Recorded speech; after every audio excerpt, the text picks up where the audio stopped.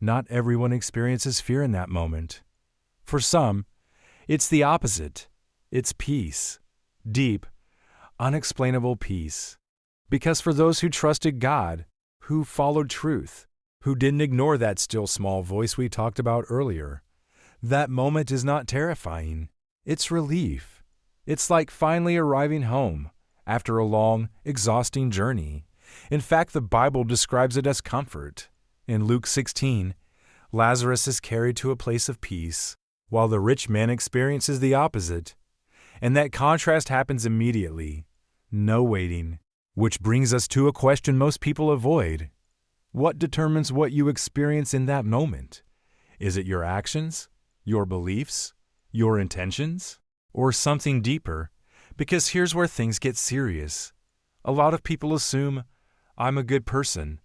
I'll be fine. But the Bible challenges that idea. It suggests that being good by human standards is not the full picture. Because eternity is not measured by comparison to others, it's measured by truth. And truth doesn't bend. It doesn't adjust. It simply is. So in those first moments after death, you're not judged by what people thought of you. You're not judged by your social image. You're not judged by how successful you were. You are faced with something far deeper, your relationship with God, and whether you listened or ignored Him. That's why those quiet moments in life matter more than we realize. That feeling telling you to change something. That thought pushing you to do the right thing. That conviction you keep pushing away. Because those small moments are preparing you for a very real encounter. And the scary part is, most people don't take them seriously until it's too late. But here's the twist. This isn't meant to scare you. It's meant to wake you up.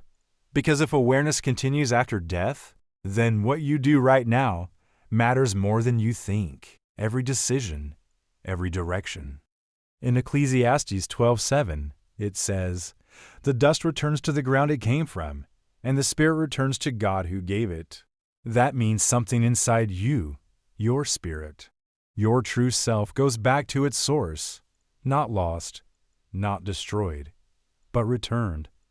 And here's where it gets intense. Because standing before truth means nothing is hidden anymore. Not your intentions, not your choices, not even the things you justified to yourself. Everything becomes visible. Imagine remembering your entire life in perfect clarity. Every word you said to someone who needed kindness. Every moment you chose the wrong path. Even when you knew better. Every opportunity you had to change, to listen, to follow something deeper, but didn't. Now imagine you can't rewind it. You can't fix it. You can't go back. That realization alone would be overwhelming. And yet, the Bible doesn't stop there. It also suggests that you are not alone in that moment. There is a presence, not vague, not distant, real. In Hebrews 4:13, it says, "Nothing in all creation is hidden from God's sight. Everything is uncovered and laid bare before the eyes of Him." That means when you step into eternity, you step into complete truth. And for some people, that will feel like peace.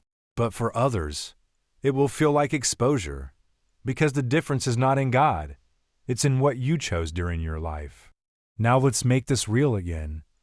Have you ever had a moment where you suddenly became aware of something you were ignoring? Maybe someone warned you about a decision, but you didn't listen. Maybe deep down you knew something wasn't right, but you kept going anyway.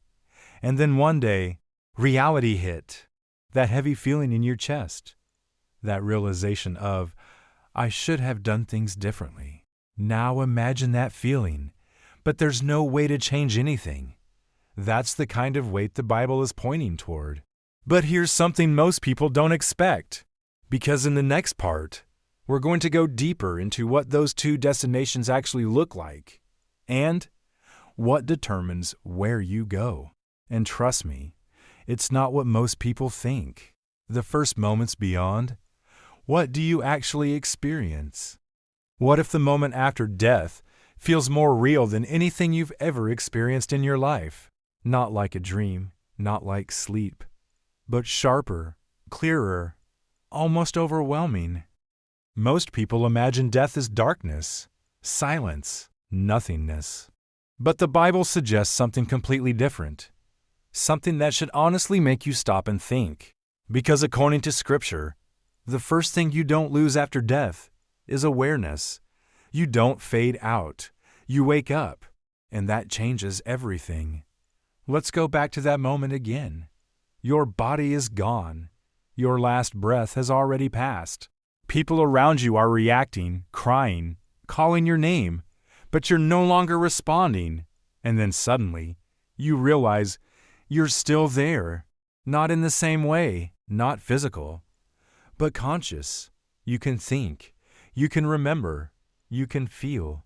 And maybe for the first time ever, there are no distractions left, no phone, no noise, no escape, just truth. This idea is backed by what Jesus described in Luke 16, when he told the story of the rich man and Lazarus. Both men died, but neither of them lost awareness. The rich man could see, he could speak, he could remember his life. He even felt regret. That alone should challenge everything people assume about death. Because if awareness continues, then so does responsibility. Think about that carefully. Right now, it's easy to ignore certain things. You can push away guilt. You can distract yourself from uncomfortable truths. You can say, "I'll deal with it later." But what if, after death, there is no later? What if everything you avoided is now right in front of you? The Bible hints that in those first moments, there is a kind of clarity we've never experienced before. Right now, you might ignore certain thoughts, certain convictions, certain truths.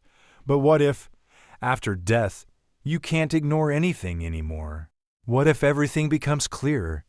Every decision, every action, every moment you thought didn't matter. Suddenly, it all matters. There's also something else the Bible hints at, something most people don't talk about. In 2 Corinthians 5:8, it says, "To be absent from the body is to be present with the Lord." That means there is no long delay, no wandering around for years. The transition is immediate. One moment here, the next somewhere else. But where? That's the question that should honestly shake you a little. Because according to Scripture, there are only 2 destinations, not 10, not endless options. 2, and they are not equal. One is described as peace, comfort, being in the presence of God. The other, separation, regret, and a realization that it's too late to change anything. Now pause for a second. This isn't about fear. This is about truth. Because if this is real, and the Bible is right, then ignoring it doesn't make it disappear. It just means you're unprepared for what comes next. Let me bring this into real life. Have you ever had a moment where everything suddenly became clear? Like you realize you made a mistake, but it was too late to fix it? Multiply that feeling by eternity. That's the kind of seriousness we're talking about here. And yet, most people live like none of this matters. We chase money, status, temporary happiness. We assume we have time.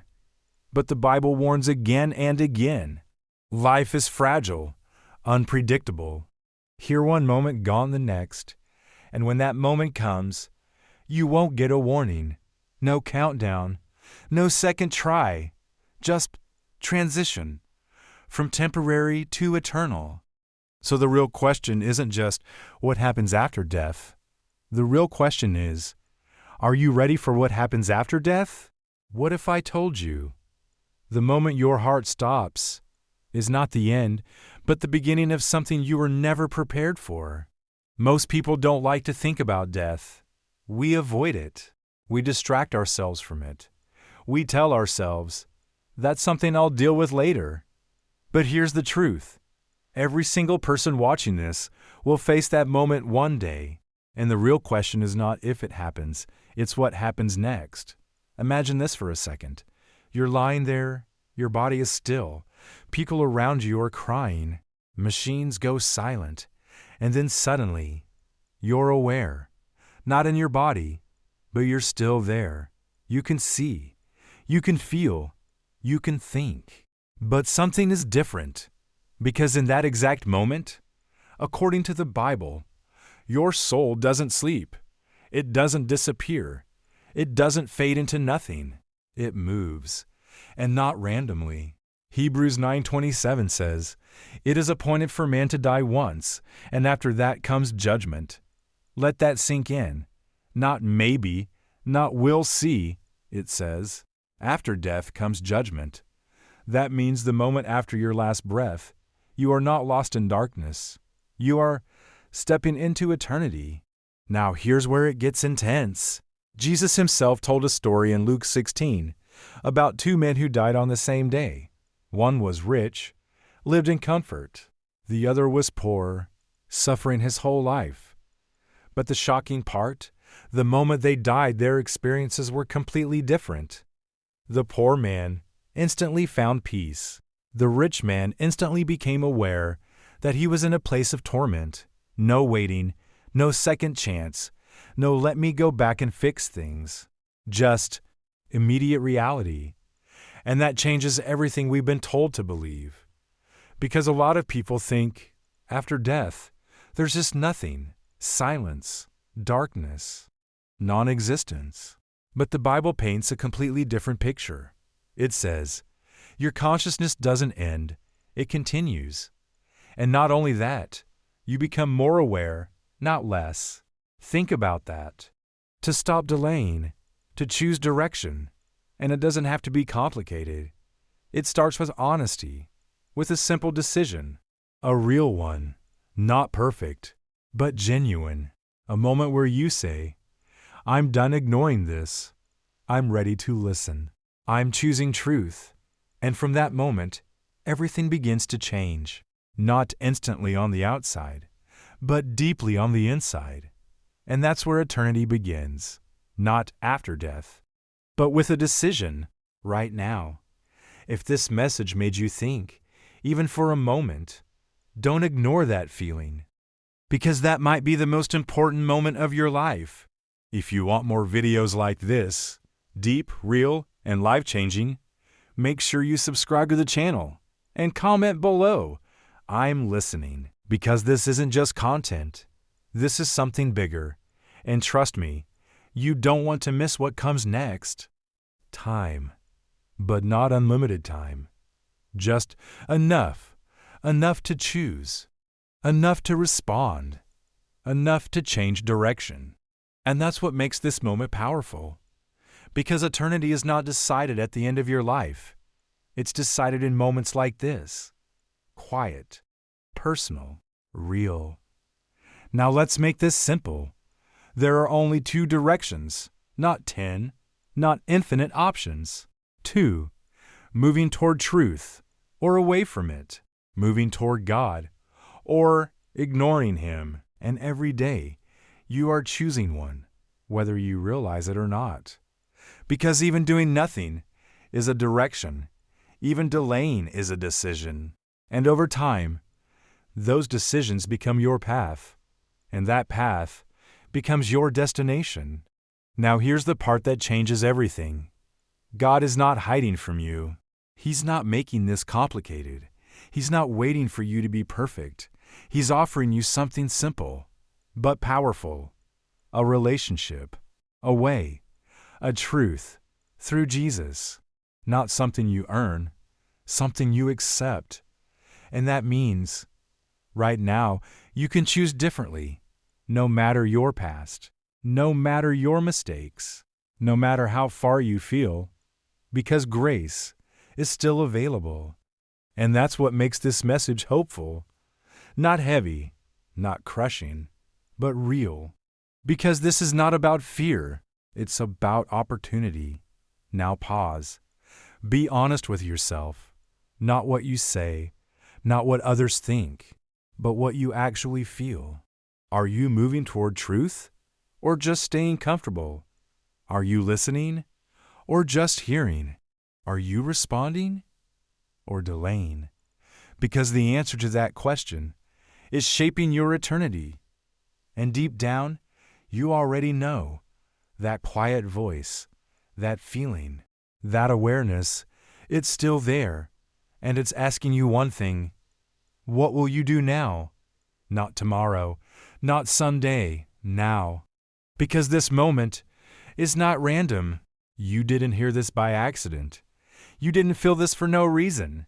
This is your chance, your moment to respond, to stop drifting like a door closing that cannot be opened again.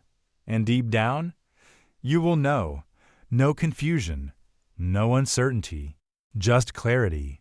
And that's what makes it powerful. Because for some people, that moment is peace, relief, completion, like finally arriving where you were always meant to be. But for others, it's realization, the kind that hits too late, the kind that says, I had time, I knew, I just didn't act. And that's the weight of it, not just consequence, but awareness. Now think about this carefully. Right now you can change direction. Right now you can respond. Right now nothing is final. But in that moment, it is.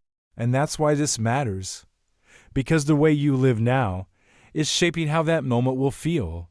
Peace or regret, confidence or fear, clarity or shock.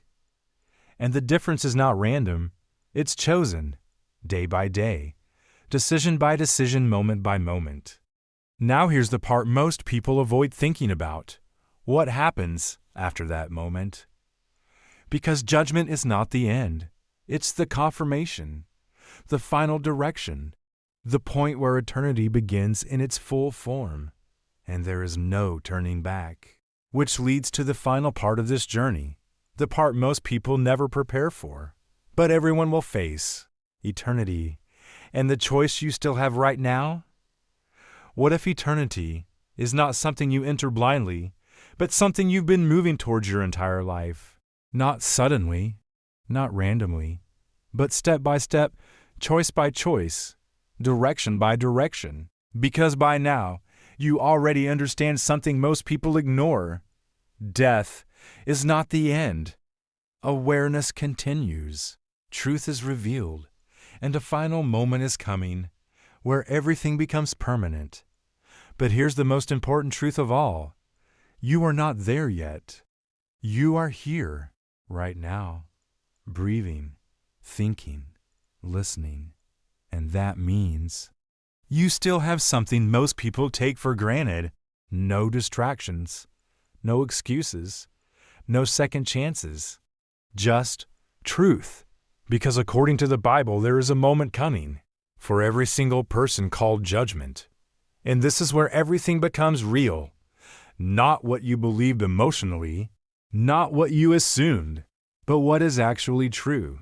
In Revelation 20:12 it says, "And I saw the dead great and small, standing before the throne, and the books were opened." Imagine that, standing aware, conscious, not dreaming, not imagining, but fully present. And in that moment, everything about your life is known, not just your actions, but your intentions, your thoughts, your choices, the things no one else ever saw, are now completely visible. And here's what makes this moment so intense. There is no argument, no justification, no "let me explain," because truth doesn't need explanation. It reveals itself, and you see your life exactly as it was, not how you remembered it, not how it actually happened. Every moment you ignored that voice, every time you knew what was right, but chose something else, every opportunity you had to respond, to change, to listen, and didn't. Now pause.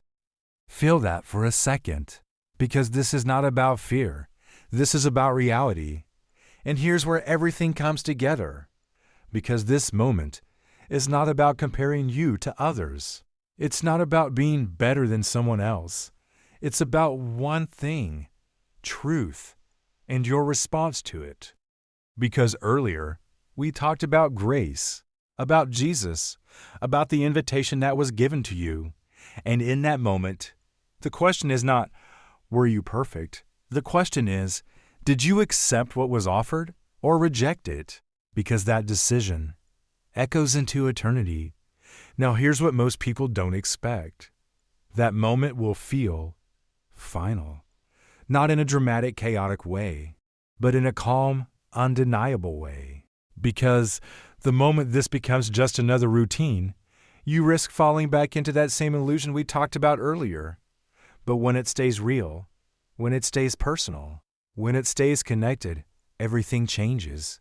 You don't just follow truth, you experience it. You don't just believe, you grow. You don't just survive, you transform. And over time, something incredible happens. You start to recognize that voice more clearly, that quiet guidance, that inner conviction. And instead of resisting it, you trust it, you follow it, and life begins to feel different. Not easier, but clearer. Not perfect, but meaningful. Because now, you're not just living randomly, you're living with direction, with purpose, with awareness. And that's something most people never experience. Because most people never stay connected long enough to see it. But you can. And that's the difference. Now pause for a second. Take this in. You've come this far. You've heard the truth. You've felt that pull. You've recognized the danger of drifting. And now, you know how to stay grounded. The only question left is, what will you do with it? Because knowledge alone changes nothing. Action does. And this is your moment. Not tomorrow, not later. Now, to choose connection, to choose awareness, to choose direction. Because the path you stay on today is shaping where you will stand in eternity. And in the next part, we're going to uncover something powerful. What happens at the very end, when everything becomes final, and there's no more time left to choose. And trust me, that's something you need to understand before that moment comes. The final moment, when everything becomes permanent. What if the most important moment of your entire existence is not when but when everything ends? Not the ending people imagine, not darkness, not silence, but a moment of complete clarity where nothing is hidden anymore. Not as a rule book, but as a guide, a reference point, something that brings you back when everything else feels confusing. In Psalm 119, 105 it says, "Your word is a lamp to my feet and a light to my path." A lamp, not a spotlight showing your entire future, just enough light for the next step. And that's how this journey works, not knowing everything at once, but taking one step, then another, staying connected, step by step. Now here's something most people don't realize. You will still face challenges. You will still have moments of doubt. You will still feel pulled in different directions. That doesn't mean you're failing. It means you're human. The difference is, now you know how to respond. Instead of ignoring, you pay attention. Instead of drifting, you realign. Instead of pretending everything is fine, you face what's real. And that changes everything. Because growth is not about never falling. It's about not staying down. It's about returning, again and again. And each time you return, you become stronger, more aware, more grounded. Now let's talk about one more critical piece: guarding your environment. Because the people you're around, the content you consume, the habits you build, they all influence your direction more than you think. If you constantly surround yourself with distraction, you will struggle to stay focused. If you constantly fill your mind with noise, you will struggle to hear that quiet voice. So sometimes staying on the right path means making changes, not extreme ones, but intentional ones. Choosing what you allow into your life, choosing what shapes your thinking, choosing what you give your attention to, because attention is powerful. What you focus on grows. Now here's the most important part. This is not about pressure. It's not about fear. It's not about trying to be perfect. It's about relationship, real, ongoing, alive, disconnected from truth. And that's the key. It's not about effort alone. It's about connection. Now let's make this real. Think about any strong relationship in your life, a real one that matters. That relationship doesn't stay strong by accident. It stays strong through connection, through communication, through time, through attention. And the moment that connection fades, the relationship starts weakening, not instantly, but gradually. That's exactly how your connection with God works. It's not about checking boxes. It's about staying engaged. So how do you actually do that? How do you stay connected in a world full of distractions? It starts with something simple, but powerful. Awareness. Not just going through your day on autopilot. Not just reacting to everything around you, but actually being aware of what's happening inside you, your thoughts, your choices, your direction. Because the moment you lose awareness, you become vulnerable to drift. But when you stay aware, you catch things early. You notice when something feels off. You recognize when you're starting to move away, and that gives you the chance to adjust. Now, here's the next piece. Consistency over intensity. Most people think growth comes from big moments, big decisions, big changes. But real growth comes from small, consistent choices. Every day, choosing to listen, choosing to pause, choosing to realign, even when you don't feel like it, even when it's not exciting, because consistency builds strength, and strength keeps you steady. Now let's talk about something deeper. Truth. Not your version of truth. Not what feels right in the moment, but actual truth. Because if you don't anchor yourself in truth, you will eventually drift into whatever feels convenient. And feelings change. Situations change. But truth doesn't. That's why the Bible matters. Is not far from truth. It's thinking you're close when you're slowly moving away. But the best part? You can change that. Right here, right now. And in the next part, we're going to uncover something even deeper. How to stay on the right path without falling back into that same cycle again. And trust me, that might be the most important part of all. How to stay on the right path and never drift again. What if staying on the right path isn't about trying harder, but about staying connected, not forcing yourself, not pretending, not constantly stressing about doing everything perfectly, but learning how to remain aware, aligned, and real. Because here's the truth most people miss. Starting the journey is one thing, but staying on it is something completely different. And this is where many people struggle. Not because they don't care, not because they didn't have a real moment, but because over time, life gets busy again. Distractions come back. Old habits try to return, and slowly, without even realizing it, they begin to drift again. Not all at once, not intentionally, just gradually. And that's why this part matters more than you think.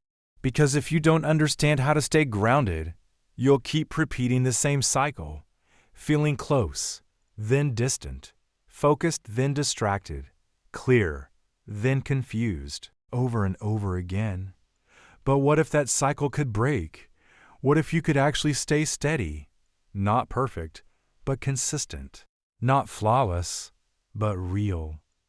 Because the Bible doesn't just call you to start, it shows you how to continue. In John 15:4, it says, "Remain in me, as I also remain in you.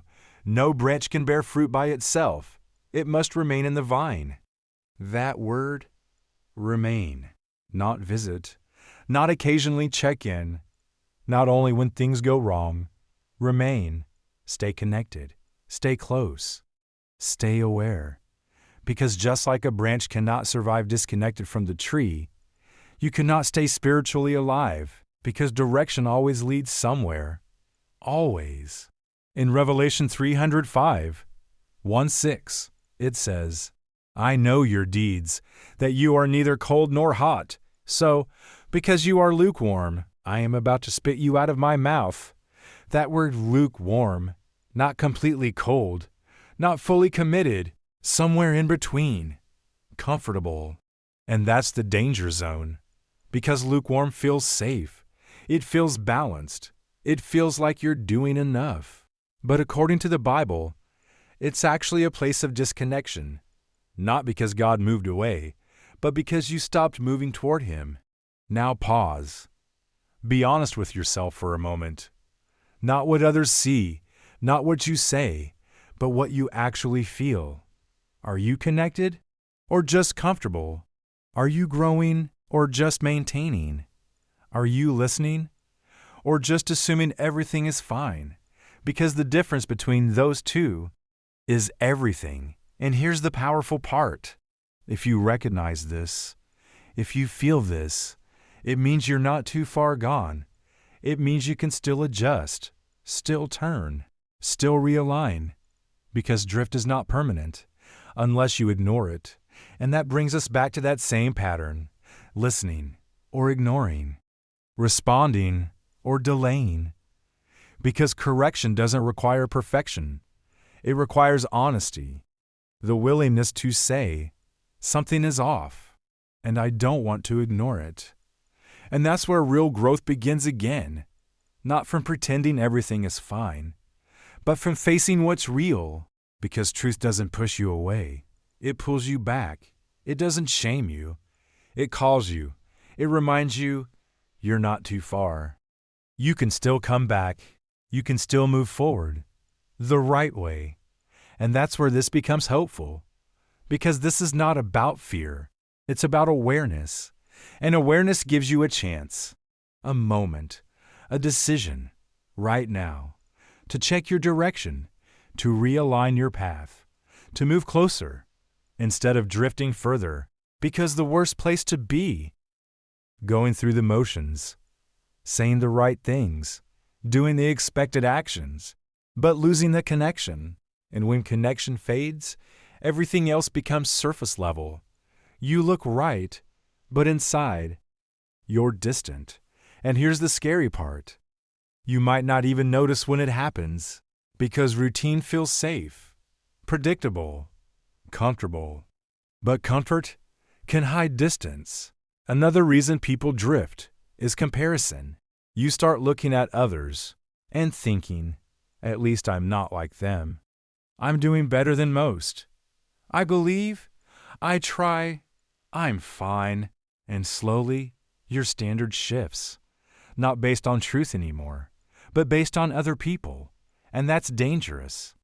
Because the goal was never to be better than others. The goal was to be aligned with truth. And truth doesn't change based on comparison. It stays the same, always. Now here's another subtle one. Partial obedience. This one is tricky, because it feels like progress. You listen to some things, but ignore others. You follow when it's easy, but hesitate when it's uncomfortable. You accept parts of truth, but avoid the parts that challenge you. And slowly, you build a version of faith that fits your life, instead of shaping your life. And that creates distance, because truth is not something you edit, it's something you follow. Even when it's hard, especially when it's hard. Now let's bring this back to that feeling inside you, that subtle awareness, that quiet sense that something is not fully right. That's not random. That's not overthinking. That's a signal. Because even when you drift, that voice doesn't disappear completely. It reminds you. It nudges you. It tells you something needs attention. But again, you can ignore it. You can distract yourself. You can tell yourself everything is fine, and for a while, that might work. But eventually reality catches up. And it's more dangerous than being completely lost, because when you're completely lost, you know you need direction. But when you think you're on the right path, you stop checking, you stop questioning, you stop paying attention. And that's when drift becomes distance. Let's bring this into real life. Have you ever been traveling somewhere, using directions, feeling confident, only to realize later you took a wrong turn miles back? At first, everything looked fine. The road felt right. Nothing seemed off. But slowly, you started getting further away from your destination, not because you made a huge mistake, but because of a small one you didn't notice. That's exactly how spiritual drift works. It's not always obvious. It doesn't always feel dramatic. It often looks normal, comfortable, even good. And that's why it's so dangerous, because you can be moving and still be going the wrong way. Now here's where it gets serious. Jesus himself warned about this. In Matthew 7:21, he says, "Not everyone who says to me, 'Lord, Lord,' will enter the kingdom of heaven." Pause, let that sink in. He's not talking about people who completely rejected God. He's talking about people who thought they were following him, people who believed they were right, people who were confident. And yet, they were wrong. That should shake you a little, because it means it's possible to be sincere and still be mistaken. It's possible to believe and still not truly follow. It's possible to feel safe and still be heading in the wrong direction. So what causes this drift? What creates this illusion? Let's break it down. One of the biggest reasons is replacing relationship with routine. At first, your response to truth felt real, personal, alive. You were aware. You were listening. You were growing. But over time, that can slowly turn into habit, routine. In Philippians 1:6, "He who began a good work in you will carry it on to completion." That means, if something has started in you, God is not just watching. He's working, guiding, shaping, even in ways you don't fully understand yet. And that should change how you see this process. Because it's not about you trying harder. It's about you staying open, listening, following, step by step. Even when it feels uncertain, even when it feels slow, even when it doesn't make sense yet. Because the biggest transformations don't happen all at once. They happen quietly, over time. And one day you'll look back and realize you're not the same person you used to be. Not because you forced it, but because you followed something real. But before that happens, there's something else you need to understand. Because not everything that feels like progress actually is. And not every path that looks right leads where you think it does. In the next part, we're going to uncover something surprising, how some people think they're moving closer to truth, but are actually drifting further away. And trust me, that's something you need to recognize early, before it's too late. The dangerous illusion, when you think you're right, but you're drifting away. What if the most dangerous place to be is not far from truth, but close enough to feel safe and still be wrong? Not completely lost, not completely unaware, but just slightly off. Because here's the truth most people never realize. You don't drift away from God all at once. You drift slowly, quietly, almost unnoticeably. And the scariest part? While it's happening, you still think you're okay. You still believe you're on the right path. You still tell yourself, "I'm doing fine. I believe in God. I'm not like other people." But deep down, something feels off. Something doesn't fully connect, and you can't quite explain it. That's the illusion. But that's not how real change works. Real change starts unseen, like a seed planted underground, nothing visible at first. But something is happening. Something is growing. And if you walk away too early, you miss what it was becoming. That's why this stage is so important. Because it's quiet. And anything quiet is easy to ignore. But here's what makes it powerful. Even though it's quiet, it's real. In John 3:8, it says, "The wind blows wherever it pleases. You hear its sound, but you cannot tell where it comes from or where it is going." That's how this works. You may not see it clearly. You may not understand every part of it, but you can feel something shifting, something moving, something guiding you. And the more you pay attention, the stronger it becomes. But here's where things get intense, because this new direction will start revealing things in your life. Things you've been avoiding, things you've been comfortable with, things you didn't think mattered, and suddenly, you start seeing them differently, not because someone told you to, but because something inside you is changing, and that can feel uncomfortable, because growth always exposes what needs to change, and not everyone is ready for that.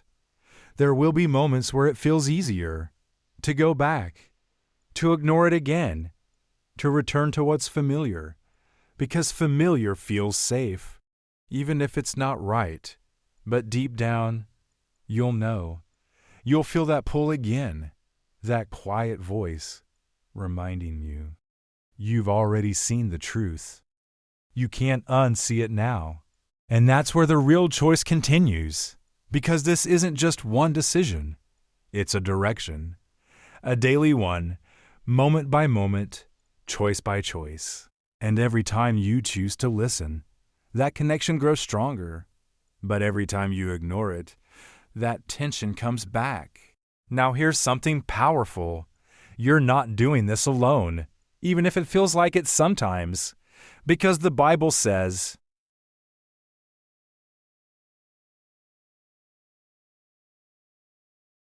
something shifts, and you can't fully explain it. It's not emotion. It's not hype. It's not just a temporary feeling. It's something deeper, like a weight you didn't even realize you were carrying. Just got lighter, like a noise that was always in the background. Just got quieter. And for the first time in a long time, there's a sense of stillness, but also a strange awareness. Because now, you can't go back to not knowing. You can't go back to ignoring what you've just realized. And that's where the real journey begins. Because the moment you respond is not the end of the story. It's the beginning of a new direction. In 2005:17, it says, "If anyone is in Christ, he is a new creation. The old has gone, the new is here." But here's the part people misunderstand. New doesn't mean you instantly become perfect. It means your identity changes before your life fully does. And that creates tension. Because now, there's a part of you pulling in a different direction. A part of you that starts noticing things you didn't notice before. Things that once felt normal now feel off. Things you used to ignore now bother you. And you don't fully understand why. It's like something inside you is waking up. Slowly, quietly, but powerfully.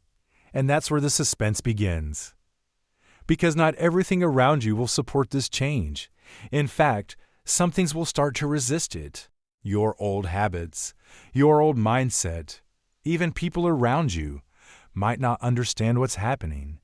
Because from the outside, you look the same, but inside you're not. And that difference creates pressure. There will be moments where you question it. Moments where you think, was that even real? Did anything actually happen?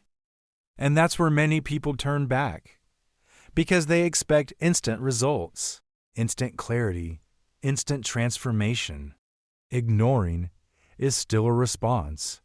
And eventually, those responses lead somewhere. So right now, in this moment, you have a decision in front of you. Not forced, not pressured, but real.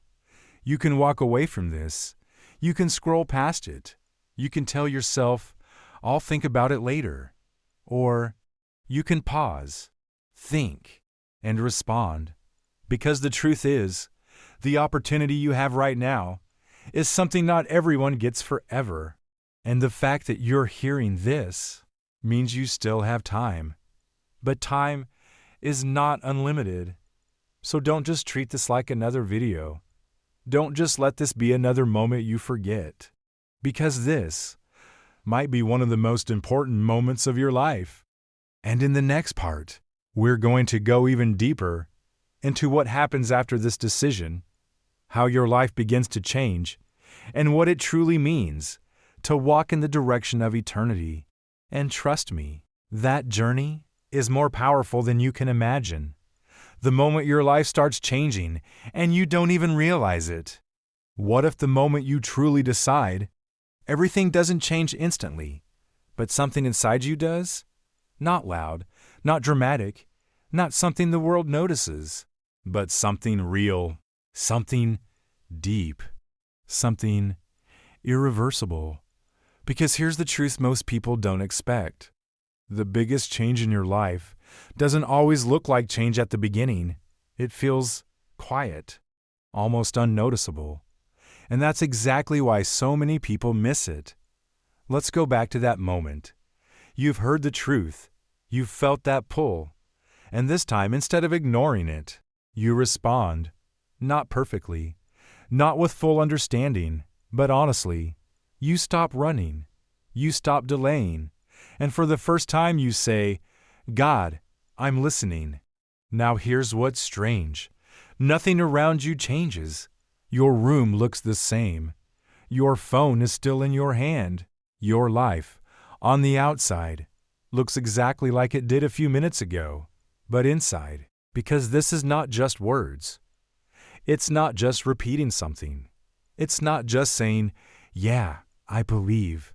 It's a shift, a turning point, a moment where you decide, I'm not going to ignore this anymore. I'm not going to delay this anymore. I'm choosing a different direction. And that decision, even though it happens in a moment, it changes everything that comes after. Now let's bring this into your life. Have you ever had a moment where you knew something needed to change? Not later, not someday, but now. And in that moment, you had two choices: act on it or ignore it. And whatever you chose shaped what happened next. That's exactly what this is, except on a much bigger level, because this decision doesn't just affect your life here, it affects your eternity. And deep down, you already feel the weight of that. That's why this isn't just information. It's an invitation. And also a warning, because knowing the truth and ignoring it is not the same as never hearing it. It's a choice, a clear one, and every time you hear it, that choice becomes more defined. So what does responding actually look like? It's not about being perfect overnight. It's not about suddenly having everything figured out. It's about direction, a shift in your heart, a willingness to follow instead of resist, to listen instead of ignore, to trust instead of control everything yourself. And yes, that might feel uncomfortable at first, because it's new, because it challenges how you've been living. But that discomfort is not a sign something is wrong. It's a sign something real is happening. Growth always feels uncomfortable at the beginning. Change always feels uncertain. But staying the same has a cost too. And according to the Bible, that cost is far greater than most people realize. Because not choosing is still a choice. Delaying is still a direction. While you are still broken. That means your current state, your mistakes, your past, none of that disqualifies you. If anything, it's the reason the invitation exists. And that changes everything. Because now the barrier is not your past, it's your response. Will you accept what's being offered, or will you keep holding on to control? Because at its core, that's what this decision really comes down to. Control, trust, surrender, and for a lot of people, That's the hardest part. Because we like being in control. We like doing things our way. We like deciding what's right on our own terms. But following truth requires letting go of that control, not in a weak way, but in a real way, in a way that says, I don't have all the answers, but I'm willing to trust the one who does. And that's where faith comes in. Now here's something important. Faith is not blind belief. It's not pretending. It's not ignoring reality. Faith is a decision to trust what is true, even when you can't see the full picture yet. Think about it like this. Every day, you trust things you can't fully control. You trust that the ground beneath you will hold. You trust that when you sit in a chair, it won't collapse. You trust systems, people, processes, without overthinking every detail. Why? Because based on what you know, it makes sense to trust. Faith in God works the same way. It's not about having every answer. It's about recognizing enough truth to take the next step. And that step is a response. In Romans 10:9 it says, if you declare with your mouth, Jesus is Lord, and believe in your heart that God raised him from the dead, you will be saved. Notice how simple that is. Not easy, but simple. Believe, declare, respond. That's it. No long checklist, no complicated process, just a real honest response to truth. But here's where it becomes real. Actually think about it. What have you been delaying? What truth have you been pushing aside? What voice have you been ignoring? Because the answer to that question might be more important than anything else in your life. And in the next part, we're going to uncover something even deeper, what it truly means to respond to that voice, and how one decision can change your entire eternity. And trust me, it's simpler than you think, but more serious than you've ever realized. One decision that changes everything. What it really means to respond. What if the decision that determines your entire eternity is not as complicated as you've been told, not hidden, not impossible, not reserved for perfect people, but simple, clear, and right in front of you this whole time? The real question is not, can you understand it? The real question is, will you respond to it? Because by now you've heard the truth. You've felt that pull, that quiet voice, that sense that something deeper is calling you to pay attention. And maybe part of you agrees, but another part of you hesitates. You think, I get it, but I'm not ready. Or maybe, I need to fix some things first. Or even, I'll come back to this later. And right there, that hesitation, that delay, that's the moment everything hangs on. Because responding to truth is not about feeling ready. It's about being willing. Let me explain. A lot of people believe they need to clean themselves up before coming to God, fix their habits, sort out their life, become a better version of themselves, and then, maybe, they'll be accepted. But the Bible shows the exact opposite. God doesn't ask you to fix yourself first. He asks you to come as you are. In Romans 5:8, it says, God demonstrates his own love for us in this. While we were still sinners, Christ died for us. Not after you improved, not after you got everything right, because it replaces urgency with distraction, and distraction is one of the most powerful tools keeping people from truth. Think about your daily life. How often are you distracted? Scrolling, watching, listening, always something filling your mind, always something keeping you busy. And in all that noise, that quiet voice gets drowned out, not because it's not there, but because you're not giving it space. And maybe that's not accidental. Maybe that's exactly why it's so hard to slow down.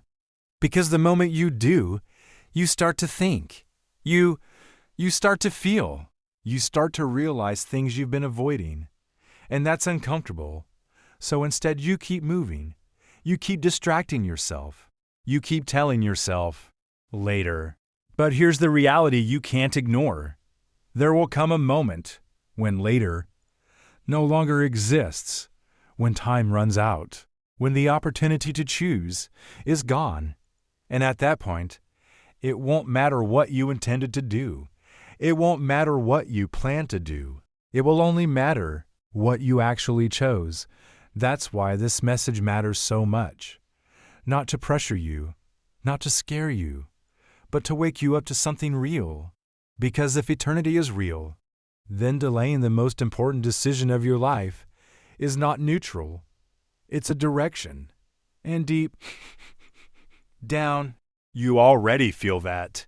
You know there are things you've been putting off, things you've been avoiding, truths you've been ignoring, and maybe this moment right now is not random. Maybe it's another chance, another reminder, another opportunity to listen. Because the fact that you're still here, still thinking, still aware, means the door is still open. But it won't stay open forever. And that's not meant to scare you. It's meant to make you aware. Because the biggest regret is not making the wrong decision. It's realizing too late that you never made one at all. So don't just hear this. You don't even feel it anymore. That's exactly what happens spiritually. That quiet voice, that feeling telling you to pay attention, to change something, to move in a different direction. The more you ignore it, the quieter it gets. Until one day, it's almost gone. Not because it disappeared, but because you trained yourself not to listen. And that's terrifying. Because it means the issue isn't just time. It's your heart, your sensitivity to truth. In Hebrews 3:15, it says, "Today, if you hear his voice, do not harden your hearts." That word harden is important because it doesn't happen instantly. It happens slowly, choice by choice, delay by delay, excuse by excuse, until what once felt clear now feels distant. And what once mattered now feels easy to ignore. Now let's bring this into real life. Have you ever put something off, something you knew you needed to do? Maybe it was a conversation. Maybe it was a decision. Maybe it was something you knew would change your life. At first it felt important. You thought about it a lot. But then you waited, and as time passed, that urgency faded. Not because it stopped mattering, but because you got used to not acting on it. That's exactly how this works. And when it comes to eternity, that pattern becomes dangerous. Because every time you say, later, you're not just postponing a decision. You're shaping your direction. You're building a habit. And habits eventually define outcomes. Now here's the part most people don't expect. The enemy of your future is not always something obvious like fear or doubt. Sometimes it's comfort. Because comfort tells you you're fine. You don't need to think about this right now. Just enjoy the moment. And again, that sounds harmless. But it slowly pulls you away from what actually matters. You're breathing, you're thinking. And because of that, it feels like tomorrow is guaranteed. Next week feels guaranteed. Next year feels like something you'll definitely reach. But is it? The truth is, none of us actually know how much time we have. And deep down, you already know that. You've seen it happen. Someone healthy, suddenly gone. Someone young, unexpected. A normal day, turning into something no one saw coming. Life doesn't always give warnings. And the Bible is very clear about this. In James 4:14 it says, "You do not know what tomorrow will bring. Your life is like a mist that appears for a little time and then vanishes." A mist. Think about that image. Here one moment, gone the next. That's how fragile life really is. But we don't live like that, do we? We plan. We assume. We delay. We tell ourselves, "I'll think about deeper things later. Right now I just want to enjoy life."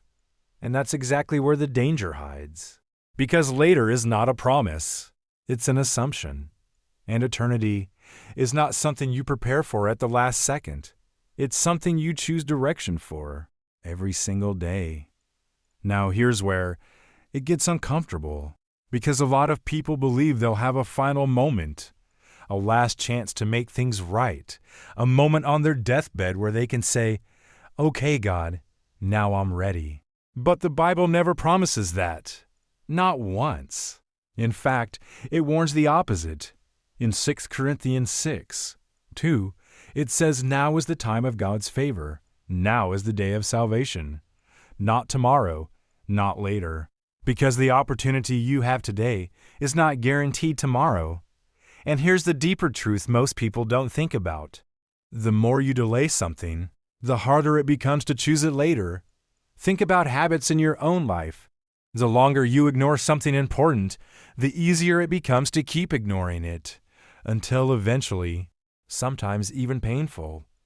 But it's also freeing, because truth, even when it's hard, sets you free. And maybe that's exactly what's happening right now. Maybe part of you is realizing this isn't about being good enough. It's about being honest enough to admit you need something more. Because if getting to heaven depended on perfection, none of us would make it. But if it depends on grace, then suddenly there's hope. Real hope. Not based on your past. Not limited by your mistakes. But available right now. And here's the powerful part. It's not complicated. You don't need a perfect life. You don't need to fix everything overnight.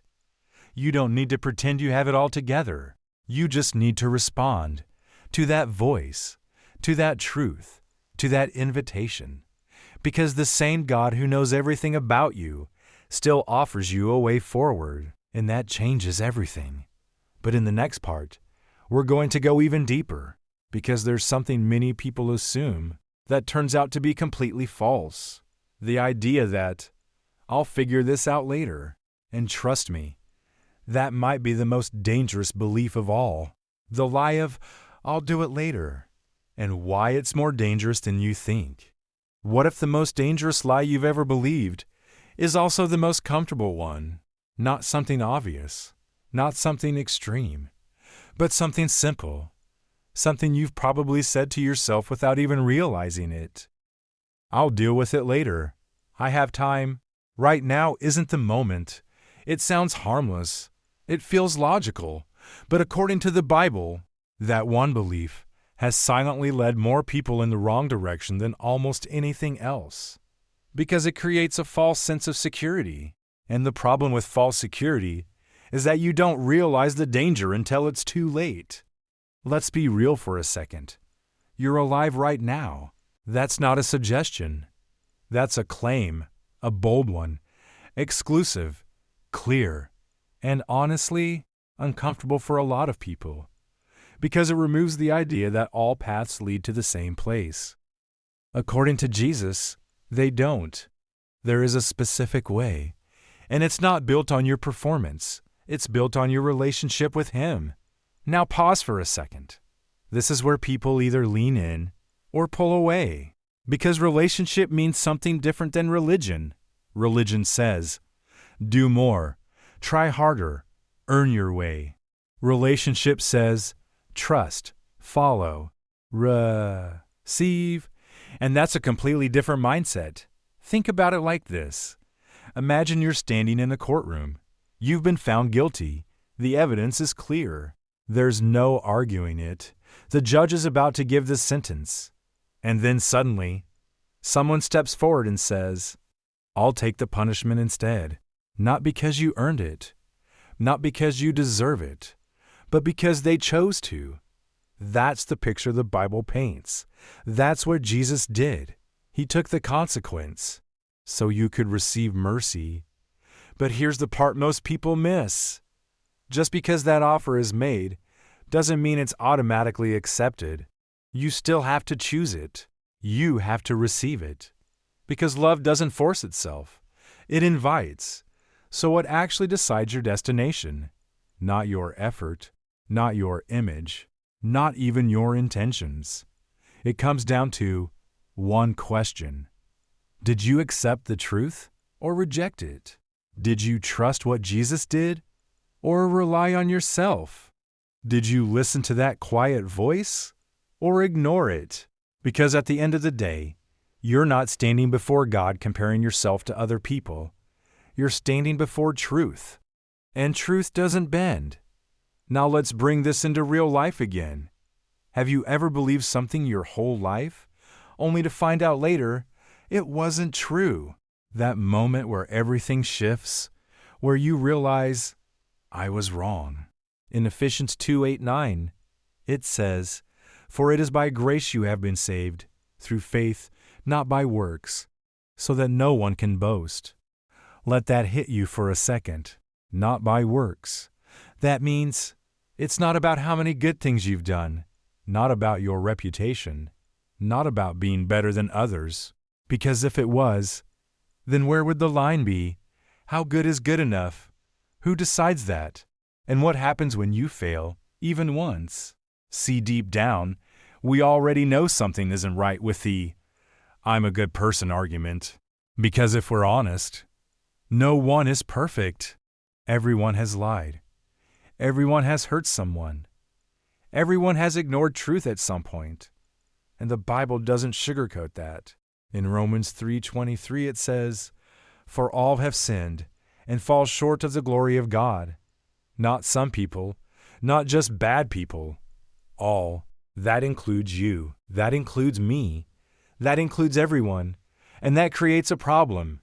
Because if heaven is a place of perfect truth, perfect holiness, complete goodness, then how does someone imperfect enter into that? That's the tension. That's the question most people don't think about deeply enough. And this is exactly where everything changes. Because the Bible doesn't just point out the problem, it gives a solution. But it's not what most people expect. It's not, try harder. It's not, be better. It's not, fix yourself. Because if we could fix ourselves, we wouldn't need saving in the first place. Instead, the Bible introduces something called grace. And grace is dangerous because it goes against human logic. Grace means you receive something you didn't earn, something you don't deserve, something you could never achieve on your own. And that something is salvation. Now here's where it becomes personal. The Bible says that Jesus didn't just teach truth, he became the way to it. In John 14:6, Jesus says, "I am the way, the truth, and the life. No one comes to the Father except through me." Signals, reminders of where different paths lead. Because eternity is not just a future event, it's a direction you're already moving in. Right now, and deep down, you can feel it. You can sense when you're aligned with something real, and when you're not. That's why this message matters. Not to scare you, but to wake you up. Because most people don't think about eternity until it's too late. They assume they'll have time. They assume they'll figure it out later. But the Bible keeps repeating the same warning. Life is short, uncertain. And the moment after your last breath is not the time you want to start asking questions. It's the moment everything becomes clear. So the real question is not just, is heaven real? Is hell real? The real question is, which direction are you choosing right now? Because in the next part, we're going to uncover something even more surprising. What actually decides your final destination, and why so many people who think they're safe might be completely wrong. And trust me, you do not want to misunderstand that part. What actually decides your eternal destination? What if I told you most people are confident about where they're going after death and still completely wrong? Not because they're bad people, not because they didn't try, but because they misunderstood one critical truth, and that misunderstanding could cost them everything. Let me explain. If you ask the average person in the U.S., do you think you'll go to heaven? Most will say yes. And if you ask them why, The answer is almost always the same. I'm a good person. I don't hurt anyone. I try to do the right thing. Sounds reasonable, right? It feels right. But here's where the Bible flips that idea completely upside down. Because, according to Scripture, your eternal destination is not decided by how good you think you are. It's decided by something much deeper. Something most people overlook. They say, "That doesn't seem fair. How can a loving God allow something like that?" And that's an honest question. But here's something to think about. Love requires choice. Real love cannot be forced. If God forced everyone into His presence, that wouldn't be love. That would be control. So instead, He gives you the choice to accept Him or reject Him, to follow truth or ignore it, to listen to that quiet voice or silence it. And over time, those choices shape your direction, not just in life, but in eternity. Because heaven is not just a reward, and hell is not just a punishment. They are the natural destination of the path you chose. If you spent your life moving toward God, then being in His presence feels right. If you spent your life moving away from Him, then His presence feels unfamiliar, even unwanted, and eternity simply continues that direction. That's why this isn't just about what happens after death. It's about what's happening right now. Every decision you make is moving you closer to one or the other. Now let's bring this back to real life again. Have you ever noticed how people react differently to truth? Some people hear it, and it draws them in. Others hear the same truth, and it pushes them away. Why? Because truth reveals something, and not everyone wants to face what's real.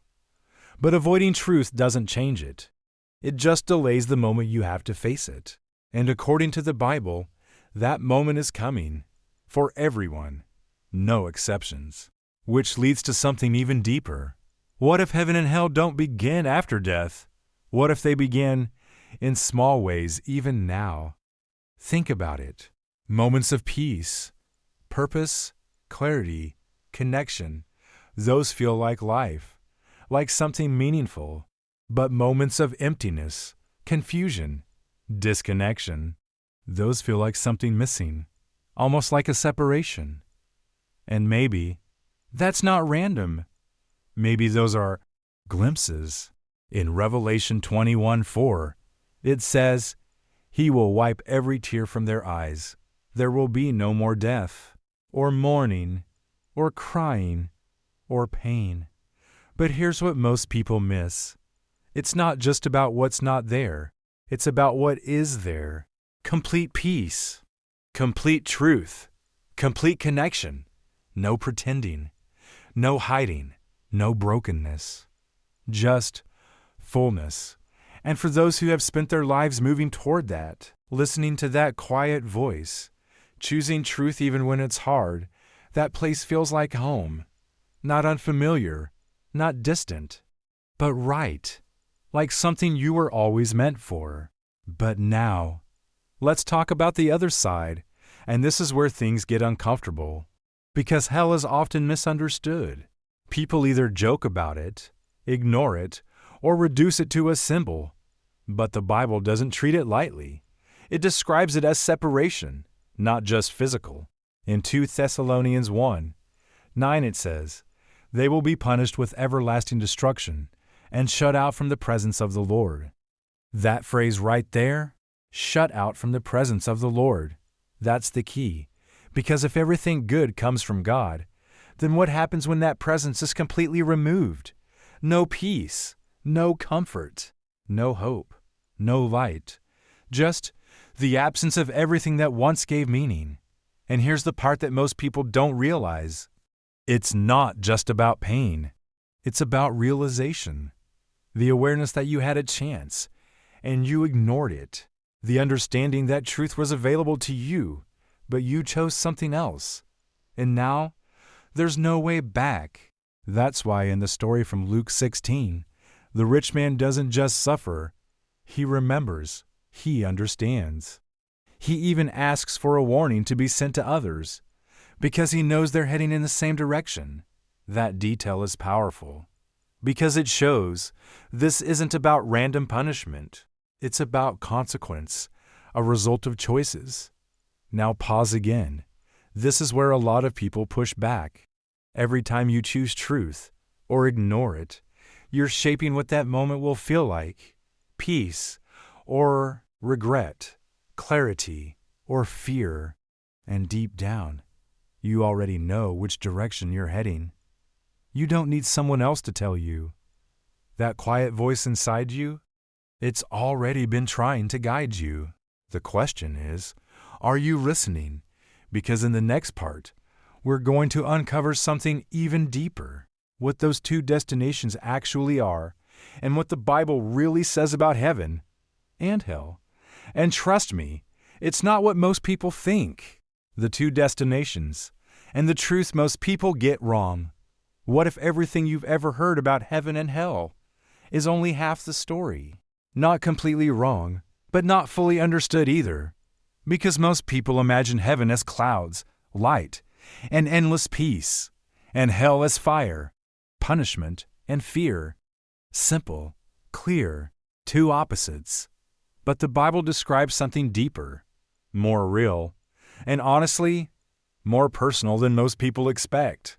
Because the real difference between these two destinations is not just where you go, it's who you are with and who you are without. Let that sink in. At its core, heaven is not just a place. It's the presence of God, and hell is the complete absence of that presence. Now think about your life for a second. Every good thing you've ever experienced, peace, love, joy, hope, comfort, according to the Bible, all of that comes from God, even if you didn't realize it. In James 1:17, it says, "Every good and perfect gift is from above." That means every moment that felt right, every time you felt peace in chaos, every time love felt real, that was a glimpse of God's presence. Now imagine a place where that presence is fully experienced. No pain, no fear, no anxiety, no confusion. That's how the Bible begins to describe heaven.